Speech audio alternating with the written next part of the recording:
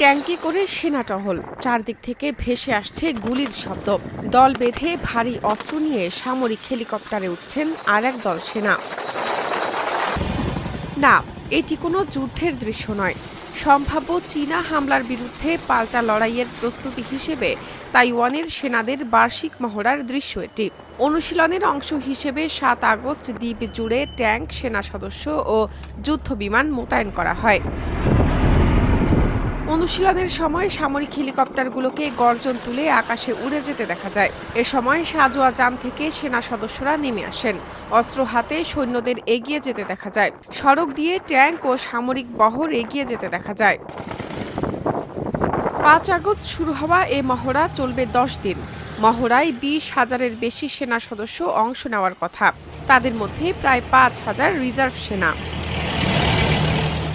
মহড়ায় যুদ্ধ বিমানগুলোকে বিকল্প স্থানে ছড়িয়ে দেওয়া, জরুরি নৌবাহিনী মোতায়েন এবং সংঘাতের সময় সামরিক ঘাঁটিগুলো অকার্যকর হয়ে পড়লেও কিভাবে যুদ্ধ চালিয়ে যাবে তা যাচাই করা হচ্ছে।